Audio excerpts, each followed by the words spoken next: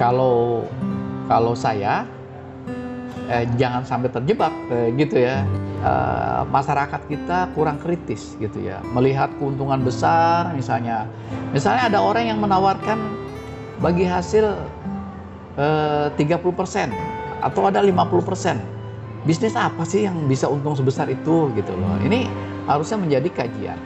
Pemirsa, maraknya investasi bodong di masyarakat berbasis koperasi membuat khawatir calon Ibu yang investor. menjadi korban investasi bodong koperasi di Kota Pemirsa, Malang 4 artis Siantar yang diduga kembali terlibat mendatangi investasi kantor ilegal pengadilan Memiles Jakarta berjanji akan datang ke Polda Jawa Timur. Masyarakat perlu waspada mendesak terhadap agar praktek uang mereka dapat segera investasi dikembalikan serta menuntut hakim agar menghukum pelaku dengan hukuman yang semacam seberat-beratnya. ini malah terjadi ketika masyarakat sebagai Setelah konsumen dilakukan tergiur pemanggilan seperti empat dialami artis oleh yang warga diduga negara Kaitannya ini masih dalam nuansa proses penyidikan.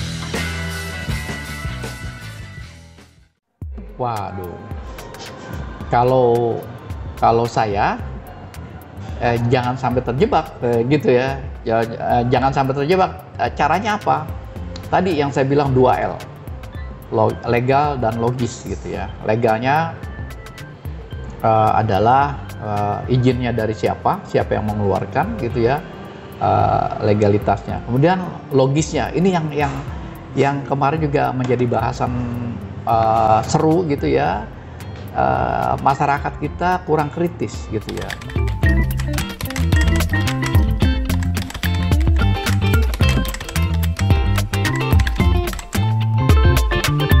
Melihat keuntungan besar misalnya, melihat rekomendasi dari tokoh-tokoh, misalnya ada kiai, pejabat gitu ya, dia langsung tertarik ya.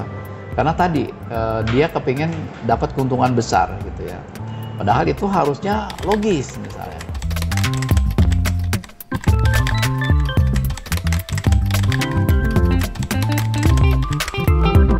Misalnya ada orang yang menawarkan bagi hasil 30% atau ada 50%. Bisnis apa sih yang bisa untung sebesar itu gitu loh. Ini harusnya menjadi kajian. Kalau ditanya bagaimana ini sudah terlanjur terjebak, aduh, mudah-mudahan jangan terjebak dulu gitu ya. Lebih kepada jangan sampai kita terjebak. Tadi kalau bisa ingat 2L dulu untuk menghindari jangan kita sampai terjebak. Nah, tapi ya bagaimana dengan orang yang sudah terlanjur kejebak? Nah, ini kan saya coba contohkan lagi ya kepada korban yang pernah saya tangani pada saat saya menjadi kepala OJK di Cirebon ya, menjadi korban nasabah CSI Cakra Buana Sukses Indonesia.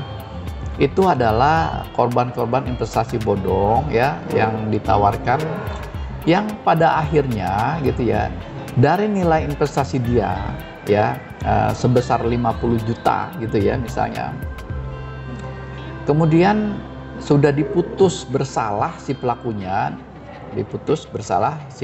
ya.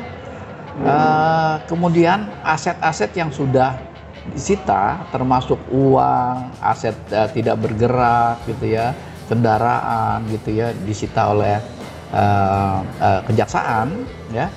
Nah, ini asetnya itu berdasarkan putusan pengadilan itu dikembalikan kepada nasabah. Nah, tapi bayangkan, apa iya kembali 50 juta lagi? Tidak mungkin.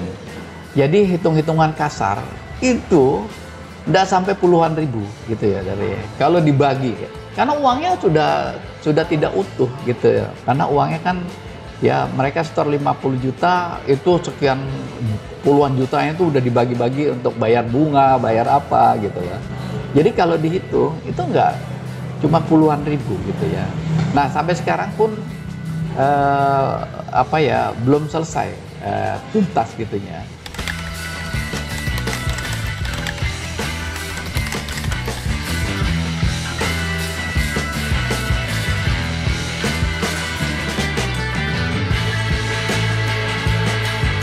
Nah, jadi kalau yang sudah terlanjur menjadi korban ya, ini ya sebaiknya melapor lah ya ke pihak berwajib ya. Kalau dia menjadi korban, apakah itu korban penipuan atau apa. Untuk didata lebih lanjut gitu ya sebenarnya, dan juga membantu aparat menghentikan jangan sampai ada korban lain selain dia gitu. Tapi untuk berharap misalnya uangnya kembali gitu ya, itu sangat kecil banget gitu, sangat kecil ya. Jadi jangan berharap bisa kembali uangnya gitu ya. Yang paling penting adalah jangan sampai kita menjadi korban. Ya, itu. Kalau berdasarkan hasil survei kan memang tingkat literasi kita ya di Riau terutama ya yang juga masih relatif rendah gitu. Literasi ini gini, mereka sudah pakai produknya, tapi dia tidak paham risikonya gitu ya. Itu ya literasi. Literasi itu menjadi penting, betul. Kalau dia paham, dia literate, tentunya dia tahu risikonya. Saya nggak akan beli produk ini gitu ya. Saya akan pilih produk yang lebih aman tentunya. Karena dia literasinya kurang, sehingga dia ambil keputusan yang salah gitu ya.